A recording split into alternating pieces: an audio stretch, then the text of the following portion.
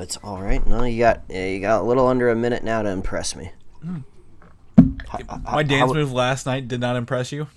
It's not a bird, it's not a plane, it's Superhero Slate. It's a modern podcast where we talk about everything that's great, like movies, TV, superheroes. It's Superhero Slate, oh yeah. Hello everyone and welcome to Superhero Slate, the show where we run down the latest superhero entertainment news. We love TV, movies, and superheroes, so let's talk it all out. My name is Chris Dillard. And my name is Mike Royer. And this week we celebrate the return of classic original Jurassic Park actors to the franchise. Okay, up next. Life finds a way. Kevin Feige is dipping his toes in the Star Wars universe. Ooh, I like that news. Yeah, he's down at the old Feige fishing hole, if you will. Guess what? Spider-Man can come play in the Marvel movies again. Mm-hmm. Everything's fine. It all worked itself out, and more. Well, Chris, long time no see. Usually, we only are graced with each other's faces, maybe if we're lucky, once a year. Yes. But depending on how things go the rest of 2019, we might see each other even one more time before the year closes out. Because this weekend we got to attend the wedding of friend of the show, Quentin Parker. And yes. You were there, I was there, we did a lot of dancing. We did a lot of dancing. There was a lot of dancing. Like, we got on the microphones before this, and Mike's like, my knees are sore. and like, my feet hurt, and I'm sitting here. They're not even being, like, I'm not even using them. I'm like, dang, we busted some moves this weekend, Mike. Yep. They might not have been the most glorious moves you could have seen on the dance floor, but I like to consider myself a quantity over quality out there on the dance floor. Like, as soon as the DJ is just like, all right, open dance, free dance, I'm right out there on the dance floor, which is always really awkward because usually, like, there's either no one there or just, like, two people, like the bride and the groom. It's like, all right, I'm guessing I'm going out there. And I was there until the last song, and this reception, unlike some of the other ones I've been to over the years, didn't end until like 11 p.m. So I feel like I got like an extra hour of grooving in, but now my knees hurt. But also, it was an exhausting weekend because if you ever want the most affordable alcohol anywhere, go to like a Midwestern college town. Because you're just in the middle of nowhere. The number one thing kids want to do is drink, and I felt like they were giving it away compared to like the big city prices. So I felt like I just kept drinking just because I was leaving money on the table if I didn't. So stocking up before he went home. Yeah, so I got some whiskey sours in me. We took you weren't there on Friday night, but we walked in and this bar's special was like $3 shots of Jaeger. So we're just like, all right, shots for everybody. It's gonna be like a drop in the bucket compared to like if we were trying to get these like downtown somewhere. But yeah, so it was a rough weekend for my mental state and physical state. But it was a great wedding. Congratulations to Quentin and his new wife, Allison. And hopefully we'll all get together again soon to go back to Comic-Con like we did earlier this year. Yeah. I was going to say the last evening I spent with Quentin was actually dancing at the bar with the live music at Comic-Con. Oh, yeah, at a bar in San Diego. And then before that was your wedding. So, I mean, I just party with Quentin whenever we're in the same place. We just can't stay away from each other, huh? Yeah. It was a good time, though. I had a really good time. Everything was lovely. They went with the unconventional route with a taco bar for dinner, which was really cool. They also had a nice choreographed dance. So they put some work into that. So. I appreciated the entertainment. Man, it's been a day. It is. Well, I mean, so we left each other like 1 a.m. today, Eastern time. You had to get up and drive to the airport, which is not close. Yes, drive to an airport, get on a plane. So I very much apologize for the mouth flatulence into the microphone. I personally hate that kind of garbage when I'm listening to the podcast, but I'm still decompressing. I just got out of a metal bird in the sky, so I promise I'll keep those to myself. Yeah, so we less than 24 hours we were together, and now we were contemplating, do we do a show this week? Do we take a break? But then the news happened, and we were like, well, we got to do a show. So I guess this is it. I mean, I don't have anything else, this week. I mean, it's been one of those weeks, Mike. It's just looking forward for the weekend, I can give one recommendation out there. I haven't delved into the Lupin the Third kind of universe. You might be familiar with it. It's an anime that's just been around forever. It's kind of like, I don't want to say like the Simpsons of anime, just because the Simpsons is a totally different category, but like they've been like remaking and making like Lupin the Third like movies and like series for just like decades now. There's like 24 movies or something like that. And I believe there's like a new series coming out soon, and usually it has a pretty high pedigree. Like lots of people that have worked on the show have like gone on to other things that people like, or like new series attracts really talented people who like kind of want to work on something that they grew up watching. But I had never watched any Lupin before. Like I was very familiar with what the character looked like. I understood that he was a big deal and very important to the kind of that history of animation. So on Netflix, you can catch a fully dubbed version of Lupin, and I suppose you could turn the subtitles on too with the original Japanese track if you're one of those people. But I watched my first Lupin movie, which was called like Cagliostro or something. The Castle of Cagliostro. Yeah, it's like an early like Ghibli movie before Studio Ghibli was formed, I believe. I don't know the history 100%. So it was really cool getting to watch that. Lupin's kind of like this awesome combination of like, he's like a criminal / spy, but there's also there's a little like goofy animation mixed in there where like, some cars or like vehicles will defy physics, because animation's fun like that. So go check that out on Netflix. It was a really fun, really tight, entertaining movie. So I don't know how to spell it, but just search Lupin, Lupin, on Netflix, and you'll see some stuff pop up. Or that's the thing about it. It wasn't that Studio Ghibli. It was the guy who created it, Miyazaki. It was his first theatrical movie before he created the studio.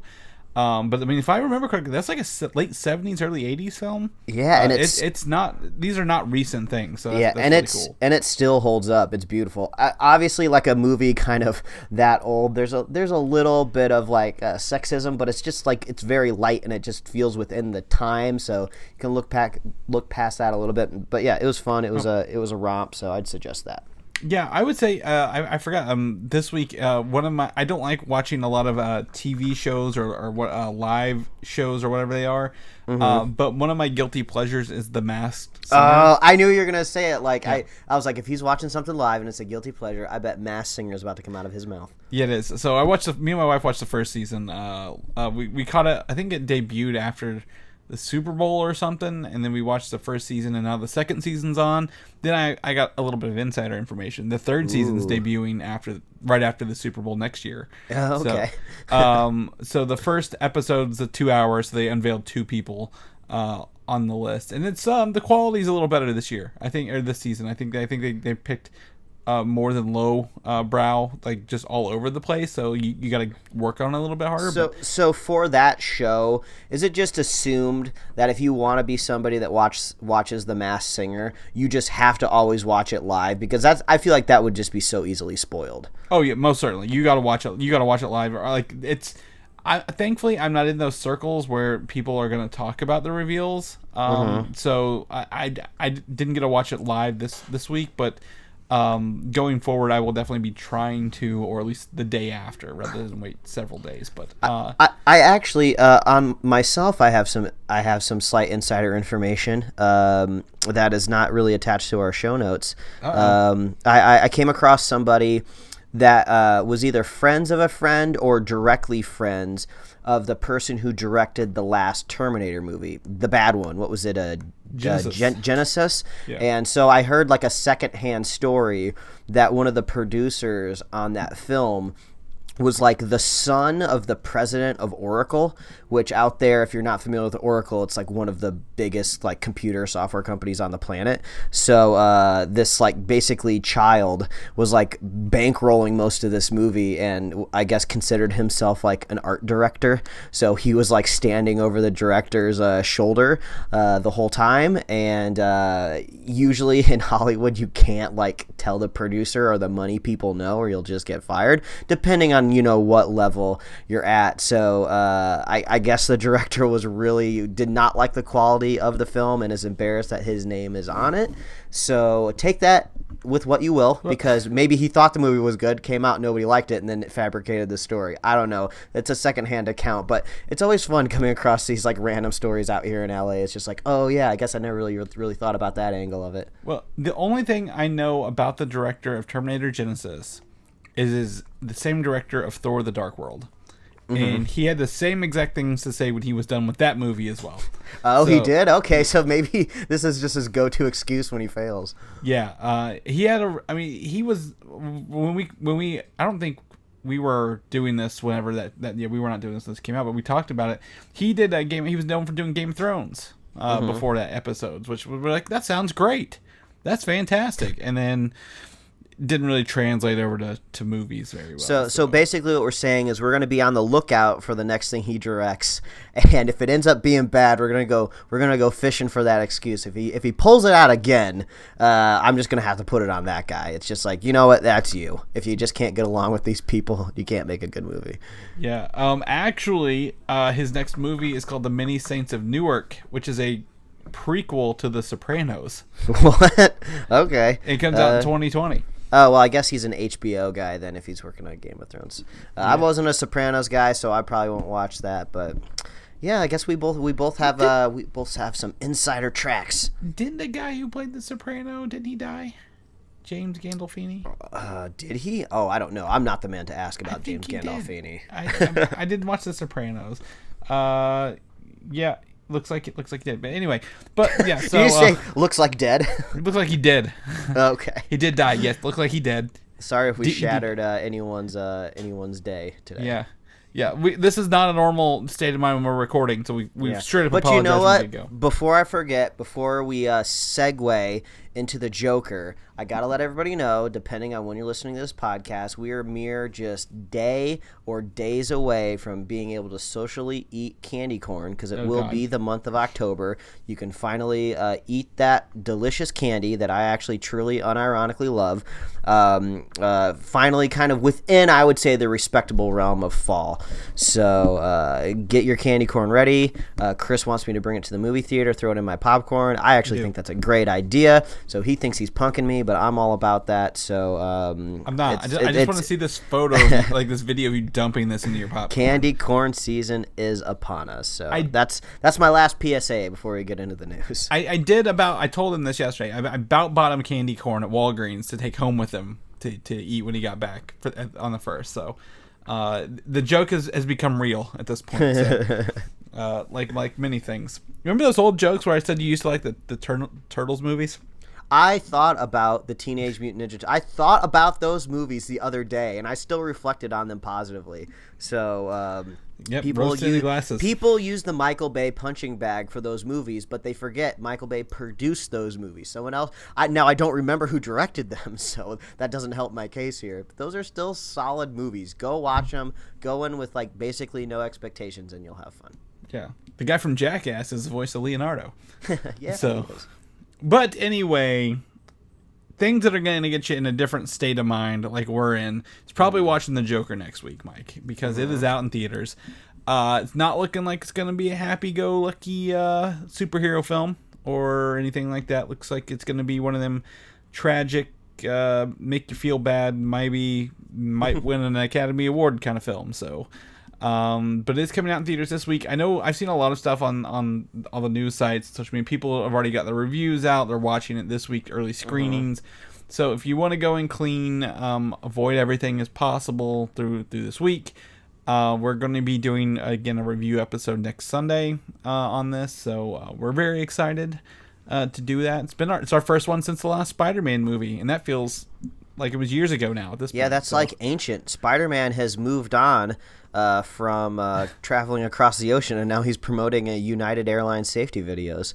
I wasn't expecting that on my United flight back to the Midwest, but I guess there's a cross promotion between United and Sony. So I guess maybe that was their fallback plan in case the Marvel connection didn't come through. We'll just produce this with United. Mm-hmm.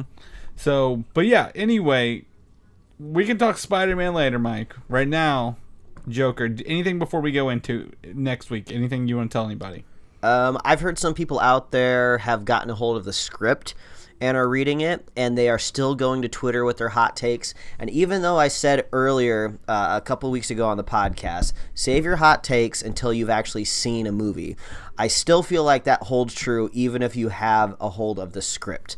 Like, scripts are a technical document at the end of the day. The script is not entirely the movie. So I still feel like there are people out there that are just extrapolating a little too much, and it's just really annoying me. Really just on principle, that it's just like you haven't even seen it. So I feel like some people are still trying to push this narrative of somehow this one movie is going to be bad for society. I don't know. That just bugs me. Like, you're putting too much pressure on one film. This is like going back to Captain Marvel earlier this year. Like, these are just like movies. Like, just chill out. Like, it's not even like rated R. So it's just like, wait, no, this is rated R, isn't it? It is rated R.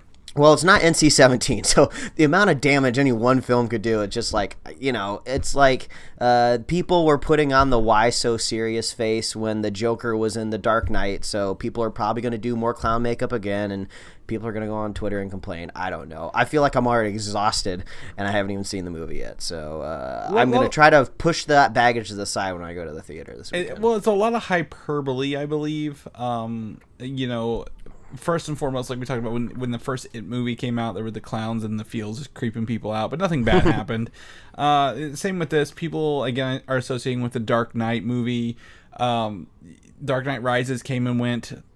Batman versus Superman came and went. Justice League came and went. Nothing's going to happen at all. And if so, it's not because of this movie. I will tell you that right now. So I just want to be perfectly clear here. I'm not like one of these people that are just like, the PC culture is too crazy, blah blah blah. It's like, I think the PC culture is exactly where it needs to be. Stop saying mean things about people. This is a totally different principle of just like, you can't look at a cheeseburger and say this cheeseburger is bad for people and it tastes awful if you haven't taken a bite. Well, I think that's where I'm at right now. Well, it's like the Impossible burgers and stuff like that. People are like, well, they're not healthy. Their point's not to be healthy. They're just plant-based, but taste and have the same bad for you values a regular hamburger is. It's just not made with real meat. So, I don't know how we're talking about hamburgers now. But anyway, the Joker is next week. We'll be doing a review.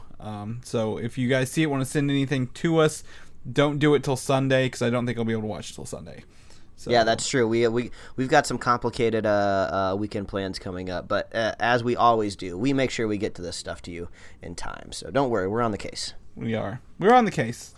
Everything, hot news, hot takes, hot new trailers that just came out literally while we were setting up to record. The King's Man gives us a second trailer, unveiling some more story points of the film rather than just some slow motion action scenes for once. So yeah, after watching this trailer, it almost feels like, are they attempting to like reboot the series? Because this is a prequel film. Oh, apparently what I just said knocked off my Siri.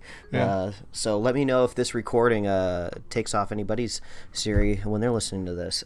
So it seems like a prequel almost. They're like going back and almost telling the same Eggsy story, but just in a different time period. But now they get to dabble kind of with like a real war. I don't know if is it World War I that you think we're seeing in here? It is World War I. Yeah. So I mean that'll be an interesting angle to take, because World War I we saw in Wonder Woman.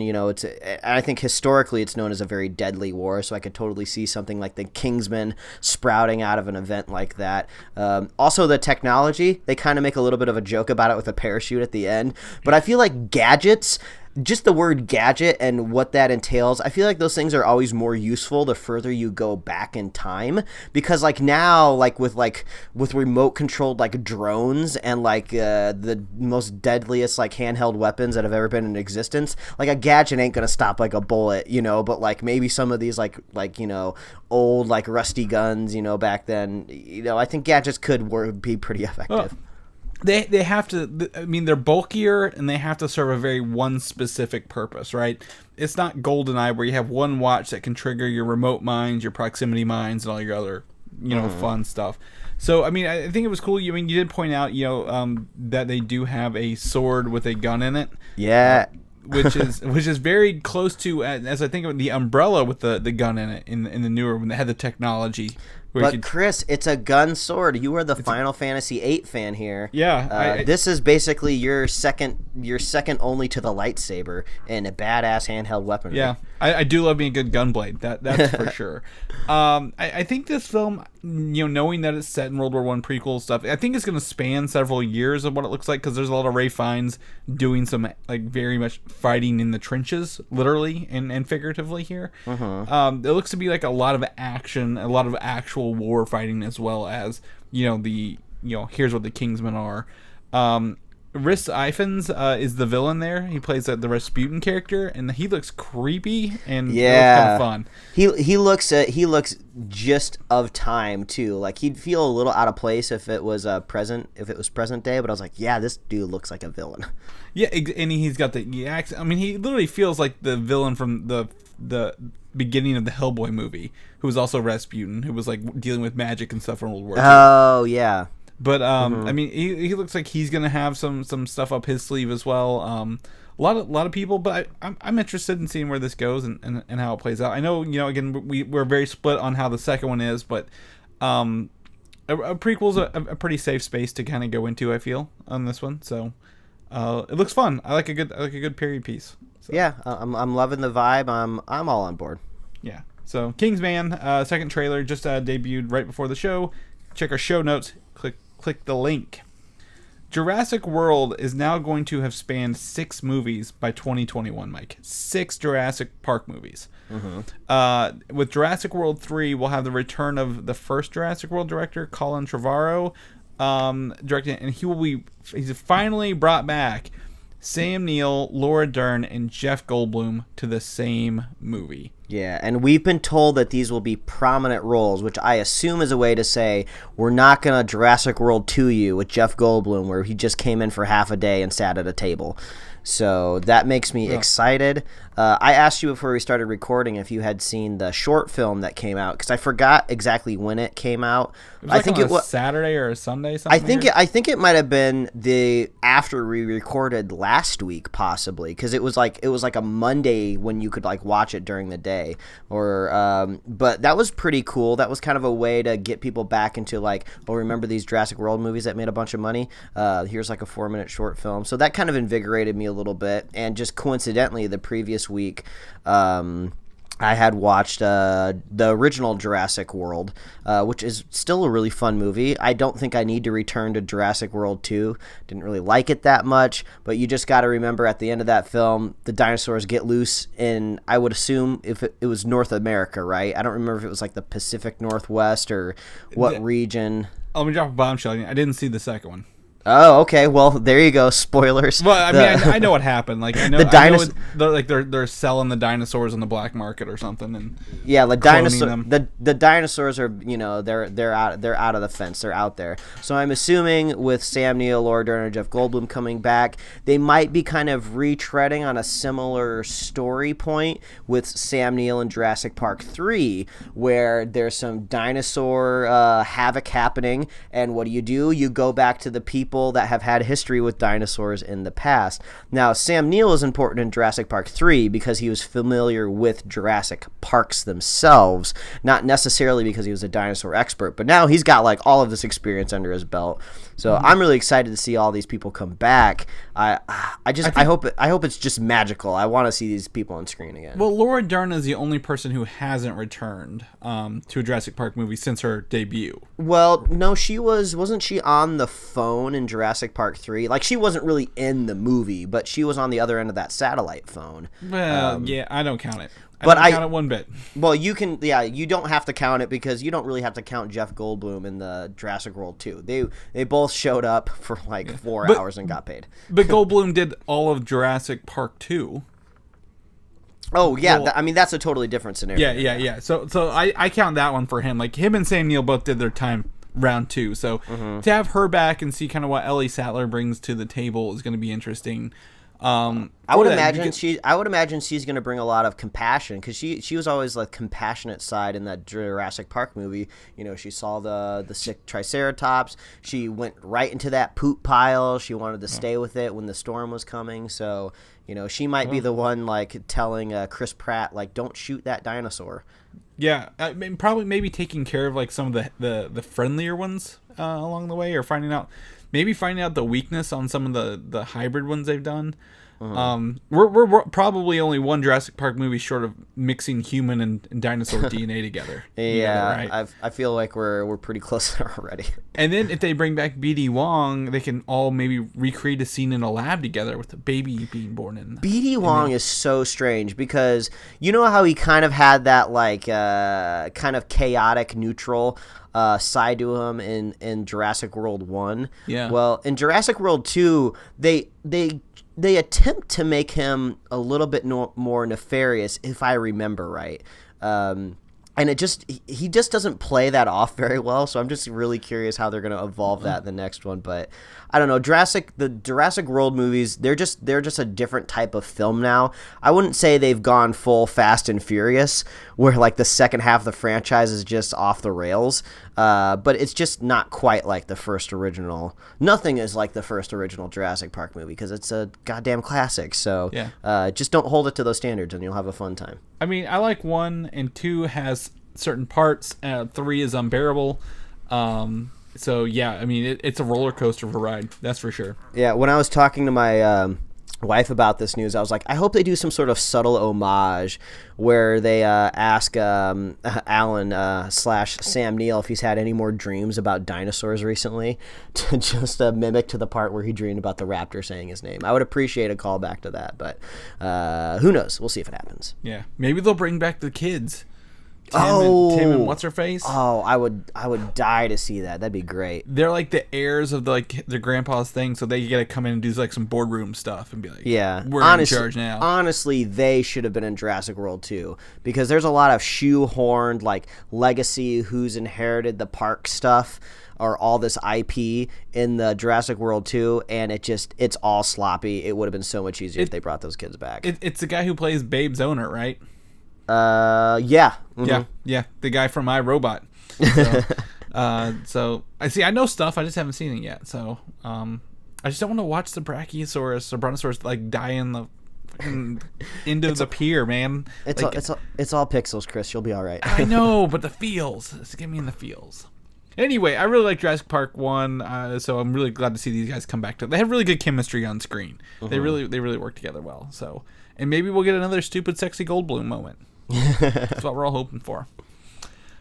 Star Wars news here. We got several bits of Star Wars news to talk about today, believe it or not, because as you know, Friday, may or not know, Friday was Force Friday, where they reveal a bunch of like toys and other things all at once. Oh yeah, I forgot about that. It's like either May the 4th or it's like a toy holiday. Last weekend it was Batman Day. I can't keep track of this stuff, Chris. Yeah, well you were traveling, so I'm not gonna hold it against you. But one of the biggest things to come out this week is that Kevin Feige is producing a movie for Star Wars with Kathleen Kennedy.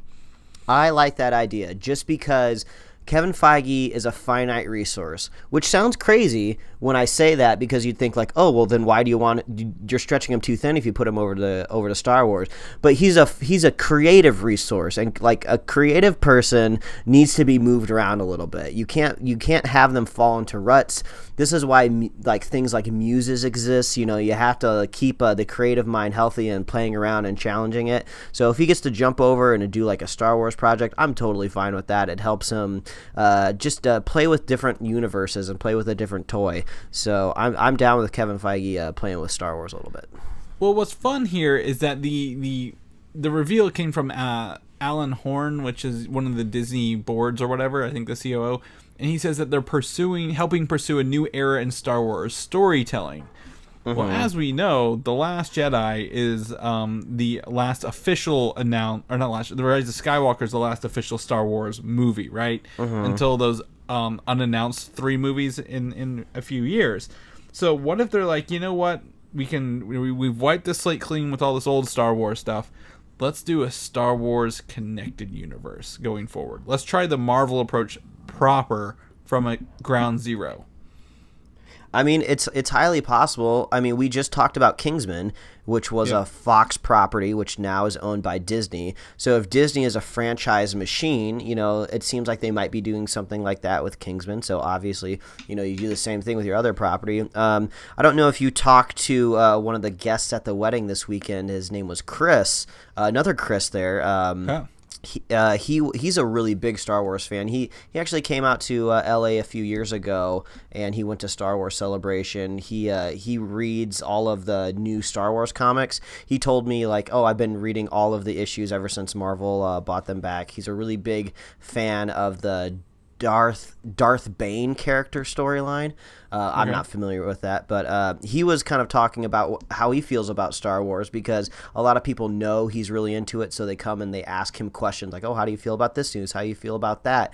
And when Disney bought Star Wars, he wasn't too upset about it, because it's just it's two sides of a coin here. You either get no Star Wars at all, and you might see a glimmer of it every 20 years or so, or you get it all the time, and it's just maybe sometimes quantity can be met with quality, and everybody can have what they want. So I think I resonated with that a little bit. It's just if you don't like all the Star Wars stuff coming out, the other option, which has been most of our lives, is you don't get any of it at all, ever, and you just dream about what could possibly be. So, if they want to make a connected universe, at least it gives them an opportunity to sit down and plan stuff out, because I know you, Chris, on the show have said, you don't like how J.J. Abrams just comes up with a bunch of random stuff and doesn't plot out where it's going to go, and that could have caused some of the issues that was in The Last Jedi. So if this gives everybody the opportunity to maybe sit down for a month at a writer's table with the producers and writer of the film and other creatives and be like, where should this franchise go?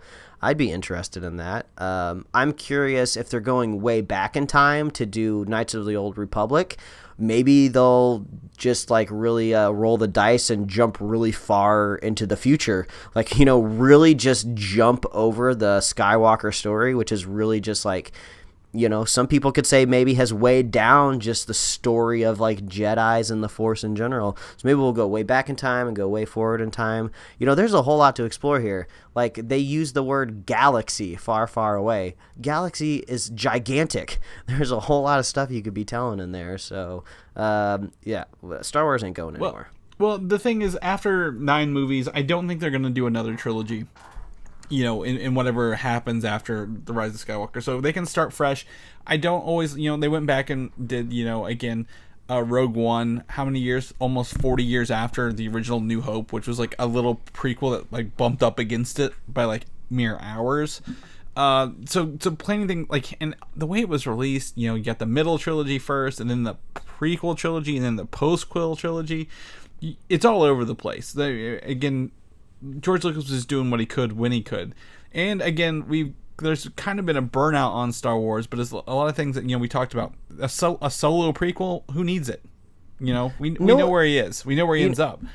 Just spitballing, what could be a really interesting idea is, what if there's a planet that's just on the far reach of the galaxy that just doesn't know about any of this stuff, doesn't know about the Force, doesn't know about the Federations, never seen a lightsaber before, and then you just got kind of this Jedi that just visits there and just slowly teaching these people what the Force is, and then it's almost just kind of you're slowly introducing just everything to the Star Wars universe again. I mean, that could be a way to do it, but I don't think anything is ever going to get rebooted, because the lore is already too thick. They're never going to reestablish any of this stuff. So they just have to find pockets to kind of put its story in. And if they go forward, I mean, they at least have hey, go watch these old movies, but we can reference these events, but we don't necessarily have to pick up the pieces of their event.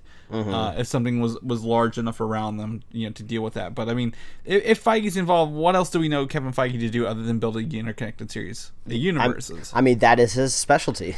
And now, again, you do bring up a good point. Some people need out of that thing, so maybe he just wants to do a one-off and never have to do anything else again to do it. So maybe this is his chance to flex his wings a little bit and get out of that Marvel thing yet. But we literally have no details other than the fact that Kevin Feige's name is now on Star Wars as well as Marvel. And honestly, I don't see any bad things coming out of this to me. But yeah.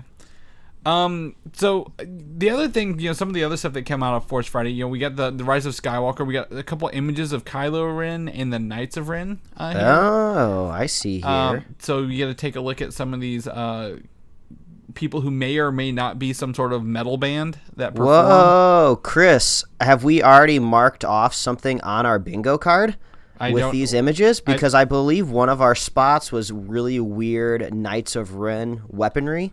And so if I look at this first poster, all right, looks like we got like a sickle here, but it looks like it was pulled out of a dumpster.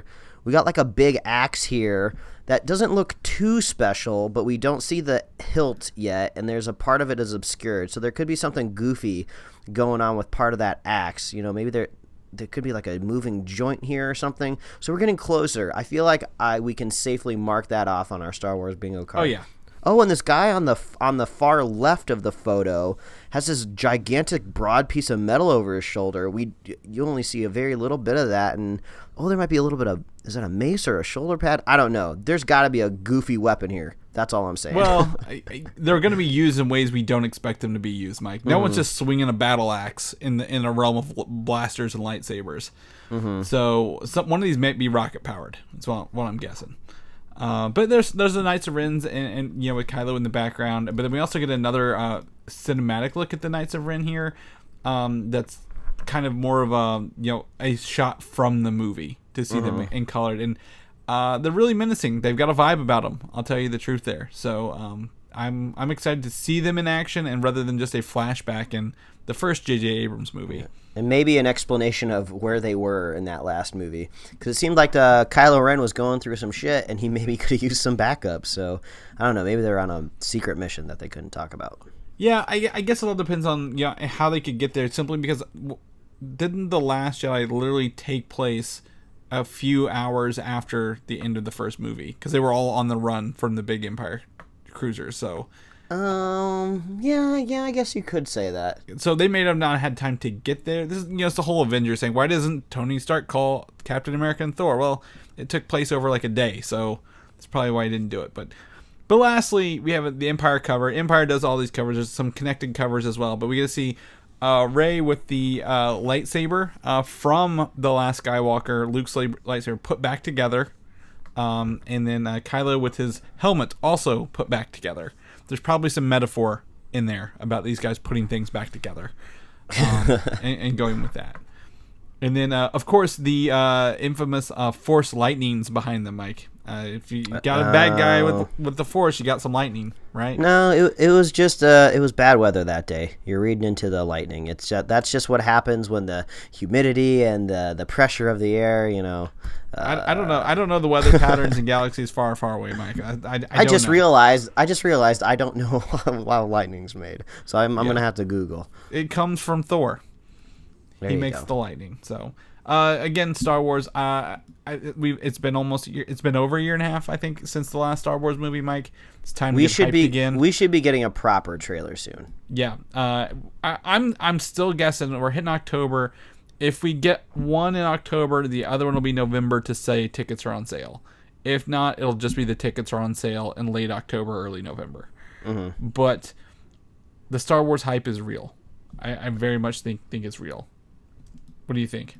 Absolutely. The hype is always real. It just takes time. We've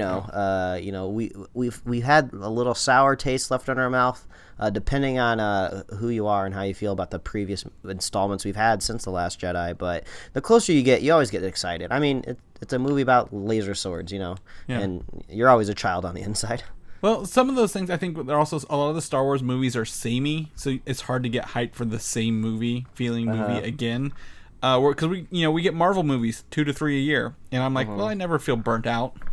You know, so and I'll say this again and again: the music and the special effects are always top notch, AAA, like best in the biz all the time. So you're always going to have that, even if the story sucks. So there's always something to look forward to. Exactly. Like I mean, I can hear the pod racing sounds in my head, but I don't want to go watch the movie.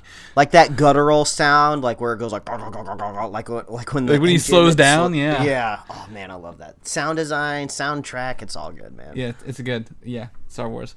The Obi Wan series has added Deborah Chow, who is one of the directors for The Mandalorian, to the whole series. So okay, cool. Moving right along. They've also hired Hossein Amini, who's known for writing the show The Alienist and also the movie Drive. I like Drive. I'm a big fan of Drive. Drive is great because it's very minimalistic because our main character doesn't talk that much in the film. So there's a lot of talent when it comes to writing and directing that type of story. So yeah, he's got some chops. Yeah. So yeah, definitely gonna be looking forward to this one. Maybe a minimal dialogue thing. A lot of old Obi-Wan hermit years. Well, I mean, if he's by himself, unless he has a volleyball named Winston, who's he going to be talking to? You know, so he's going to be alone wandering. He's got a football, and he painted up like Yoda. And people are just going to look at the football and be like, "What's that?" And be like, "I don't know." It talks weird. Yeah. And we may have known this, but it was confirmed in this article that the Obi-Wan series takes place 8 years after Revenge of the Sith. Oh, I didn't remember that, so it's news to me, Chris. So 8 years, I feel like that's enough time for him to get his footing on Tatooine at least, or if that's actually where he ends up being. Maybe he's actually not on Tatooine right away. Maybe he's still trying to like put some pieces together. You know, who knows? We'll find out. I think he's gonna be there, and then somebody's gonna pull him away for like a mission, and then he's gonna have to end up back there again. So otherwise, it's gonna be a lot of sand. And we all know how those Skywalkers feel about sand. Yeah, we do. Yeah, we do. We do. I had the trailer for the Star Wars Jedi Fallen Order, but you didn't watch it. We're not going to talk about it. We're taking it off the list right here, live on air. Instead, we're going to switch gears over to a video game series called Uncharted. Mike, have you played the Uncharted games? Yes, I'm working my way through Uncharted 2 right now, and it's been very fun. Yes, I've been playing Uncharted 4. It's the first one I've ever played, thanks to a friend and listener of the show, Andrew. And for this movie, they've again cast Tom Holland as the main character, and they've added Travis Knight, the director of Bumblebee, as the director. That is great news. This is like Bumblebee news like twice in the last month because we're getting what's her face for Haley Steinfeld for the possible Hawkeye series, and Bumblebee's a great film. Go watch it. I think it might be on Amazon Prime or Hulu. No, I was gonna say HBO. It's streaming somewhere, I believe, so you can just like go watch it and check it out. It's a fun addition to the Transformers universe, and it's just a solid flick. So this is good. This is good news. I feel like this is a really good fit. And after like really engrossing myself in Uncharted for the last couple months, which it doesn't take months to beat these games. I'm just very slow, but they're great to just kind of like pop on and play and then turn off. So yeah, I'm down for this. Funny thing, I use our site that we always use, Just Watch, to look this up. It's on Epix. Oh, okay. Yeah, you can't watch it then because no one has Epix. Sorry, everybody. Yeah. Yeah, you need a subscription to watch it on Epix. Otherwise, you can buy or rent anywhere else. We also pulled out the Just Watch app at like 12 in the morning in a bar today. So, kudos for us for doing that. That's just the type of people that we are. We are. But yeah, so I mean, people like Bumblebee. It's a good movie, good people. See this as a win. Hopefully he stays around. I think this is like the 4th director they've added to this movie. So maybe it'll get made this time. But speaking of Tom Holland, the Spider-Man saga is over for now. God, I didn't realize how gigantic the Spider-Man section was in our show notes. Man, a lot happened with Spidey. Yeah. Long story short, we'll give you the TLDR at the top. Okay. Sony and Disney have reached a deal to make another Spider-Man movie, and he gets to appear in one other Marvel Cinematic Universe movie at this time. I feel like this is where I insert the shocked Pikachu face, because it's like, oh, wow, really? They were going to make another Marvel Sony Spider-Man flick because the other ones made so much money? Yeah, it was, again, we contended from day one. It was all just puffing. They were all puffing their chests, walking around. Well, Spider-Man was me. And they're like, no, Spider-Man was me. Yeah. They all worked it out. Great deal. Probably the greatest deal of all time, Mike, as some people would say. So Disney, instead of getting 50%, and Sony, instead of 5%, because Disney asked for 50, Sony was giving them 5. They met in the middle, 25% equity. There you go. That's just textbook bargaining, our negotiation right there. Like, if you're going to a car lot, if you're just negotiating terms of any sort of deal, you request high because for something you think that's not going to be possible, and then you go down. If you when you were like a kid and you had parents, like, I feel like I've done that before, where you ask like for the moon, they're like, no, we can't do that. It's like, okay, well, I'd be fine with just this, like, I need $50. I gotta go out this week with my friends. I'm not giving you $50. Well, could you spare $10? And that's all you really wanted was 10 to begin with. So, classic negotiation tactic. I'm fine. It worked out either way. It's not like it's gonna make my ticket for the next Spider-Man movie more expensive. So I don't care who gets what money. Yeah, and then also Disney will help co-finance the film this time around, I think, which is, or Sony, whoever financed the film last time is splitting it down the middle, which makes it even for everybody. Because Disney, although they only get, like, say, Spider-Man 2 made $1 billion, right? So they get a paltry $250 million for their work. That's fine, but if Sony bankrolled the whole thing, that's not too bad. So if they're half and half, these movies usually cost about, $300 million probably when it's all said and done. Great. But Disney also retains all merchandising rights. So any Spider-Man toys, shirts, mugs, anything you buy, it all goes back to that's where the money is. It's in that merchandise. As much as we like to talk about these huge box office returns, like, they'll never tell you like how much they're just like they're just dragging to the bank from like selling, like, they're just selling the rights to put Spider-Man on a bag of oranges. That's more than any ticket from any movie theater on the planet. They're whoring those actors out to United to make some in-flight material for Michael to watch on the United things. Exactly.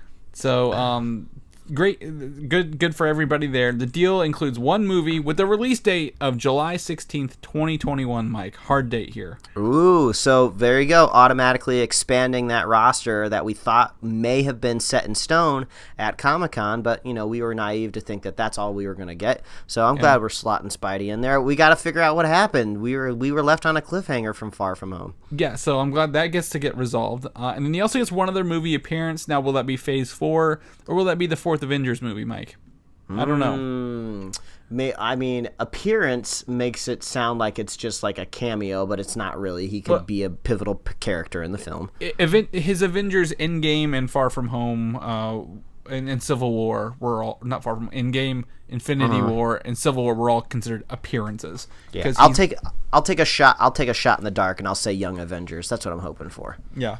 I'd take a regular Avengers movie, something a little less spacey for him, and where he's also not fighting other Avengers. Let him fight an actual bad guy for once. That'd be kind of interesting to see how he works in tandem with everyone, in an Earth-based villain rather than the Thanos army. But yeah, whatever we can get, we'll take that. The director of both Spider-Man movies, John Watts, is in talks to return to direct this third MCU film. He would be technically the second director hired to do so, but the first to actually complete it, because 2021 has 4 Marvel movies in 1 year, Mike. 4. We go from we had 3 this year to 2 next year, and then 4. We're expanding the roster. Ain't nothing wrong with that, in my opinion. No, not at all. If it was Star Wars, though, we'd all be complaining. I'll just say that's a little... but the entire trilogy of Spider-Man movies takes place literally in between filming Guardians 2 and Guardians 3. So they've done 3 Spider-Man movies and no Guardians movie in that time. So I just think that was a funny little tidbit when you look at the schedule release. So here's where it gets a little more nebulous since we don't know the finer details. Reports have two different kind of conflicting things here. One is that the Sony universe and Marvel Cinematic Universe could have what we call like call and response with their films. Mm-hmm. So it's like a shared details universe. This is an exact quote from Kevin Feige here, is that Spider-Man happens to also be the only hero with the superpower to cross cinematic universes. So as Sony continues to develop their own Spideyverse, you may never know what surprises the future might hold. Well, when I hear that, I almost kind of think about like comic books in general, right? Usually you have your bigger event stories that you pull your characters in, and then they go off and run in their own comic book. And then it's not like Captain America is keeping track with Peter Parker what he's doing in his normal like weekly issues. So, I don't think there's anything too wrong with that. I'm just glad that it seems like they finally hammered something out. It seems like they've tried to make a long goal here. I mean, the way things are going now, I've liked the stuff that they've made. I would just love to see a more prominent Norman Osborn at some point in time, because I think he's interesting enough to span outside of just Spider-Man in New York, maybe into other characters. So, hopefully Norman was on the table in that negotiation. But I have a feeling we're going to be talking about that kind of one quote and one sentence a lot in the next couple of years. Yeah, I mean, my concern is that there's a deal here where Spider-Man is going to show up in like Venom or Morbius or this other movie we're going to talk about later. But then, or they like, hey, this thing happened in the Marvel movies, so we can reference it in our Sony universes. And if it's a long-term effect, I don't care. Whatever. You really get to pick and choose what you want to watch. It's like Star Wars. You can not watch episode 1 and nothing will affect your viewing for the rest of the series. So, but at the point you did bring up that this is a one-time kind of deal, again, 2 movies, but they could extend it again. A conflicting report says Kevin Feige might be plotting an endgame to wrap up Peter Parker's MCU story and let him cross over into Sony's universe. It might be the end of the deal. So that would mean we get a full trilogy and 3 Avengers things, which would be pretty about par for the course for like Captain America even, so what, I mean, would that... I mean the character in general, though, the unfortunate thing is he's young, he's a kid. Yeah. So when you think about Captain America or Tony Stark, I mean, come on, like look at Robert Downey Jr. in 2008, and then look at him the last time he played Iron Man. Like you could physically see him aging. I mean, he's human, that's what happens. But like Tom Holland, I mean, he's got a shelf life there. He's but a child. So it would just be weird to just be like, oh, Kevin Feige is going to put him in an Avengers movie, and then at the very end he's going to have some sort of monologue where he's just like, I can't be doing all this Avengers stuff. It's really stressful on my psyche. I'm just going to go off and do my own adventure. So see you guys never. Sorry. I mean, he would do it more eloquently than that, but he could fall into another universe. Yeah, like into the Spider-Verse. I don't want him to fall into another universe. Like if Tom Holland is playing Spider-Man, I always want the possibility for him to show up with other Marvel characters, because I mean that's the whole point of like universes and these characters. But so couldn't that work if he falls into, again, worst case scenario here, the Sony universe, right? Mm-hmm. And then in like 5 years they're like, all right, you know what? We're not making any money, as much money as we thought. Marvel, you can have him back. So they're like, oh, he comes back from this universe. He finds a way through. And then he's just an older Spider-Man.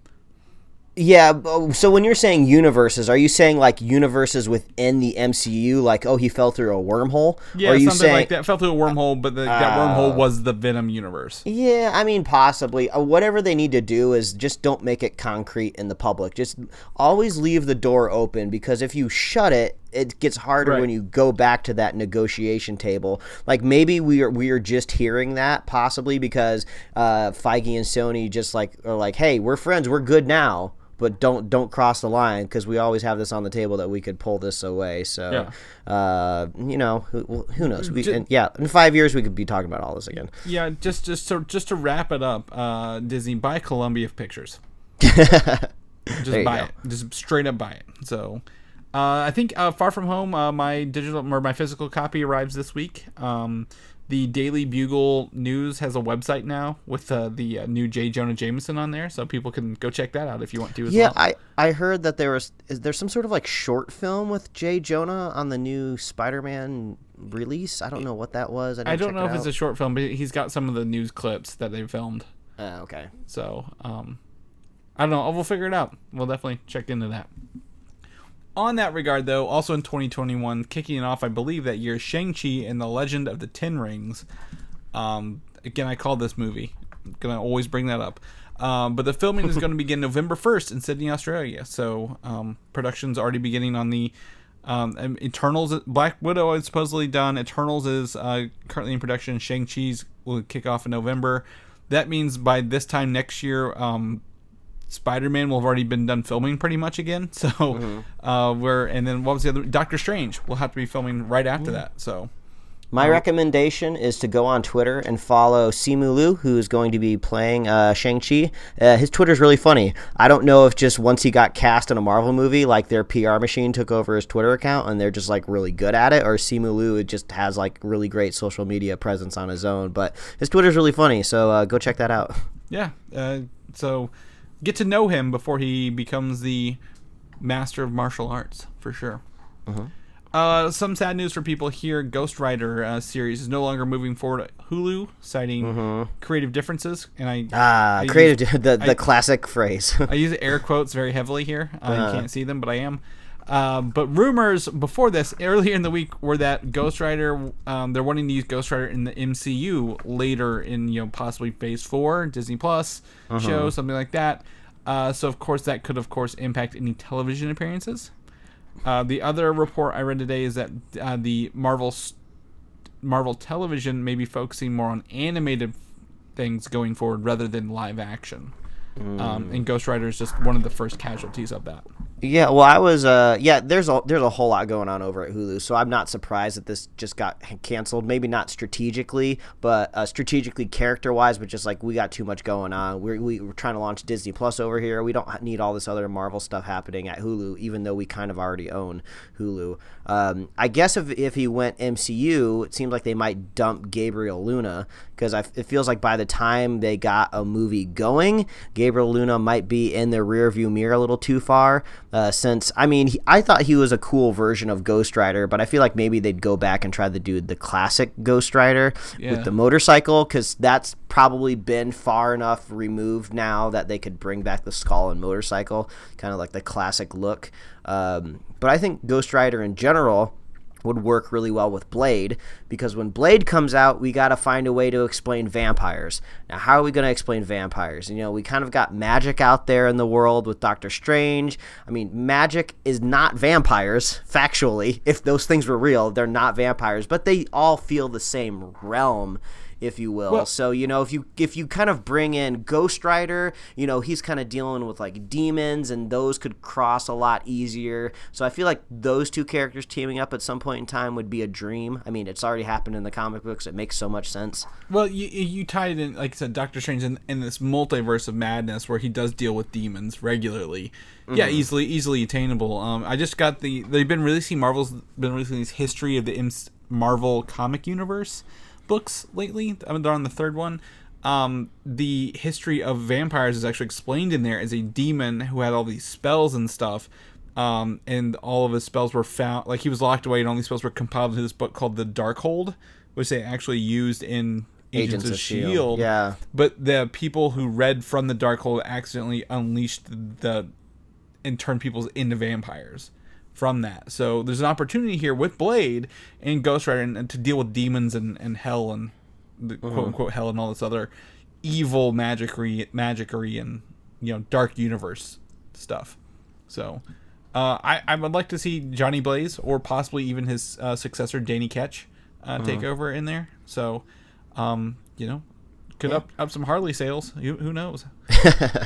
But I will miss Gabriel Luna was a great Ghost Rider in Agents of S.H.I.E.L.D., and I do like the car The car was really fun. I mean, don't feel too. I wouldn't feel too bad for him. He's going to be in the next Terminator movie. Hopefully, that really launches his career. Because I don't know if he's done anything cinematic wise outside of television. I thought he was a cool guy. So hopefully, he just doesn't like sit around waiting at night in front of the phone waiting for Marvel to call again. Hopefully, he moves on to other great things.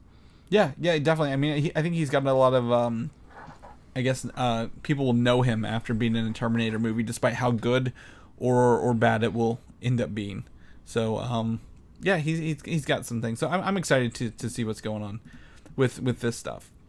On that, we're gonna flip it back over to the Sony stuff. We talked about a movie earlier that we didn't name yet, but there's one they're working on called Madam Web.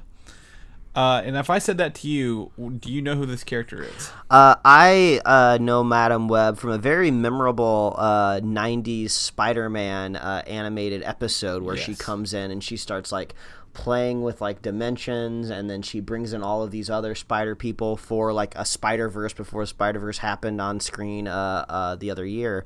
So that's what I think. I think multiple Spider-Mans when I think Madam Web. Exactly. And Collider is reporting that the Morbius writers for Sony are going to write a live-action Madam Web film.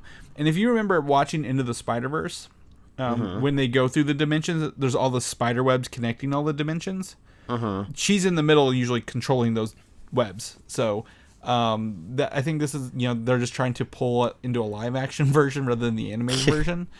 So you know what? No, in my opinion, the animated version is the superior version. So if they're gonna do Madam Web, which just seems very obscure for her own film, go ahead, have the balls, and what you're gonna do is make that movie half animated, half live action. You're gonna pull Tom Holland's Spider-Man into an animated Spider-Verse movie, and Sony could do something that's like I've never really seen on screen before. I mean, we've had things like Who Framed Roger Rabbit, which has a little bit of that crossover, but it's a little bit more of a gimmick. They could have the cinematic masterpiece where you're jumping from like the beautiful Spider-Verse world animated to live action, and hell, it could be like that scene in Inside Out, or that scene at the end of Enter the Florpus and Invader Zim where things get crazy and all the animation styles change. Like, just go balls to the wall, because no one's going to care about Madam Web unless you got Twitter or you got Facebook or Instagram out there like freaking out because they're going to do like this crazy new adventurous thing. So that's my wish. That'll probably not happen. Yeah, probably not. My thing is, Medea, she's psychic, she's clairvoyant, she has access to multiple dimensions, but what the hell? Like, you've never seen her by herself, so what is her point by herself? You obviously, even your pitch, you need Spider-Man to make her work. Yes. So how do you? What's the point of having the solo movie? Is it just the premise is she's at the larger portion of a new Spider-Man type movie, or something else? I don't know, but it's definitely a weird place to be. My backup pitch would be, if you have to attach her to a Spider-Man-like character, maybe bring in Ben Reilly, like the Scarlet Spider. Maybe like she could be maybe she could be not like a mentor, but maybe she could be kind of like helping him deal with his like humanity and what it is to be like a person if you're like a clone. And then at least she gets to do her like pulling the strings thing, and she also has a Spider-Man counterpart. But but you can kind of try to differentiate it, because that's a really awesome Spider-Man character that we've yet to see is the clone of Peter Parker, which might be a little out there for a cinematic universe, but that's my backup pitch. Yeah, there's some opportunities here, but she has to have Spider-Man to work. You can't just be like, well, here's Madam Web. Hope she has a good day. Her last name is Web. Spiders have webs. What's the point of like, at least with Morbius, you could say like, oh, he's like a vampire and he can go do cool vampire stuff. Like, what is Madam Web gonna do? Yeah. There was a secondary Madam Web who had a different name, but yeah, it's why. What's her point? I don't know. Maybe she's friends with Aunt May, because we kind of got that. We got that kind of weird connection where like Aunt May seems to make a lot of female friends, and they kind of like wink, wink, nudge, nudge. That a female-led Spider-Man movie, but it's like with a bunch of old ladies. Sponsored by the AARP. Oh my God! All right, third pitch. We got 3 pitches out there. And the last one's the best, but we only want 10%. That's all. Yeah. I'll take 5. No, Chris, you asked for 10, so they have to bargain. They have to negotiate down, and then we'll get our 5. Oh, damn, you're right. Okay, 20. But yeah, but speaking of female-led things, Arrow is also doing the same thing, doing a female-led spin-off series focusing on the one of the newer characters, Mia Smoke, who's like the future Green Arrow in the Flash Forwards, and several of the other 2 people who play Black Canary in the show as well. And this is at the CW, and they're supposedly working on a backdoor pilot for it during Arrow's final season.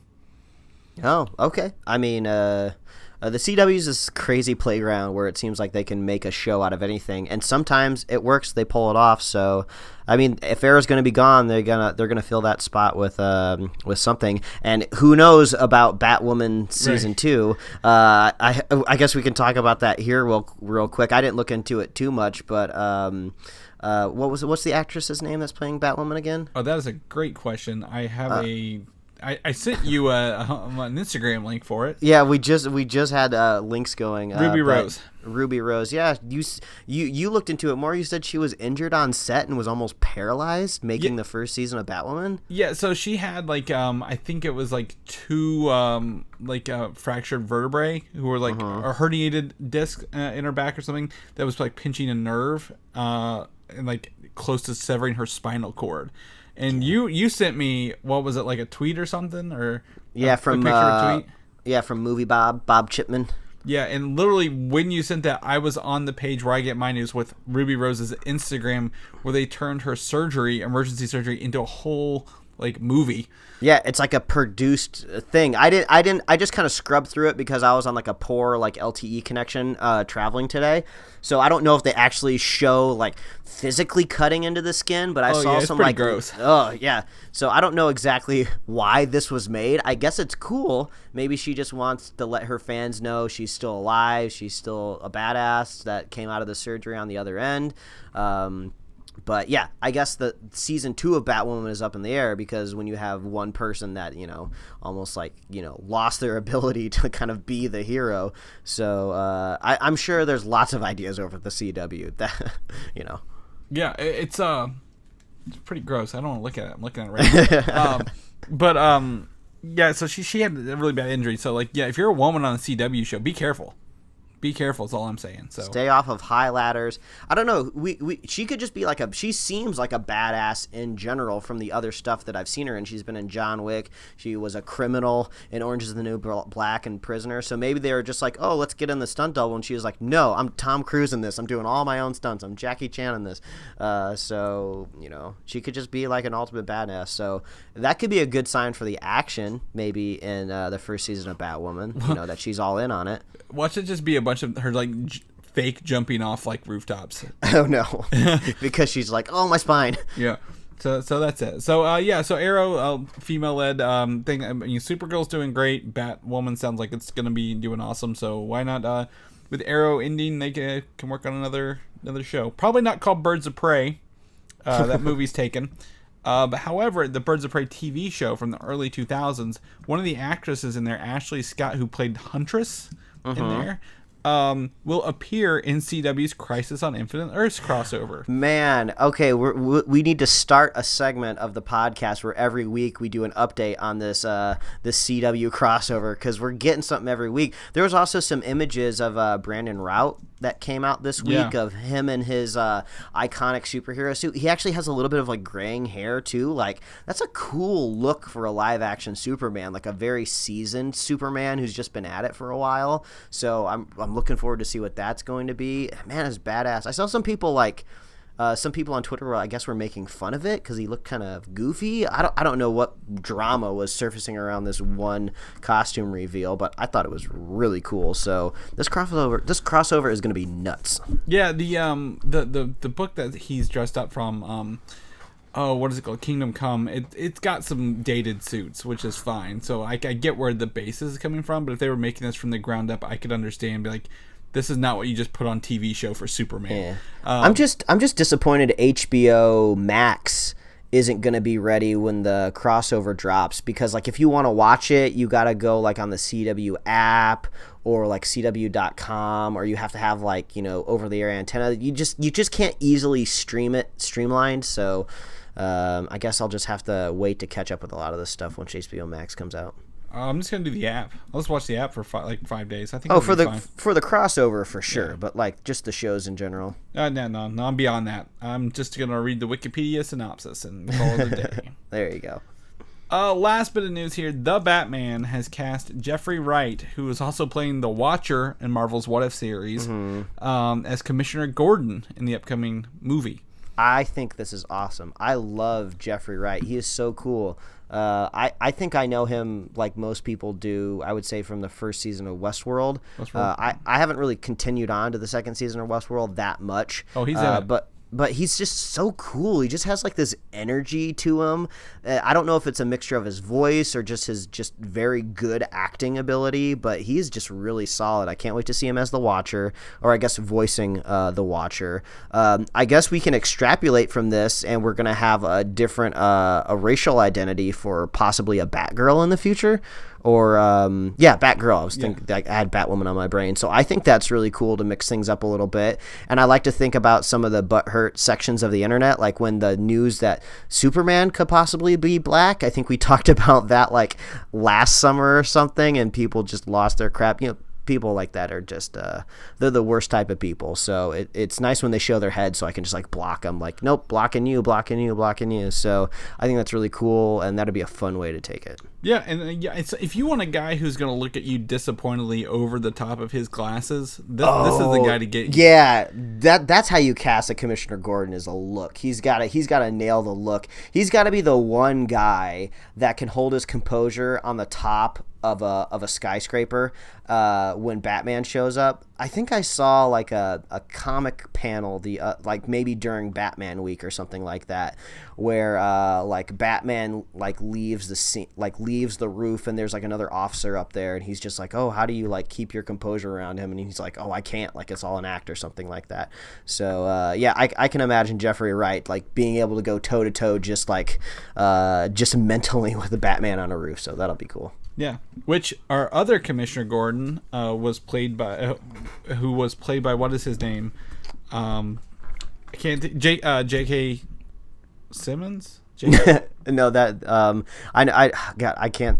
Go. He's the man that plays everything. He's J. Jonah Jameson now again. So he went from Jameson to Gordon, and now he's back to Jameson in the Spider-Man universe.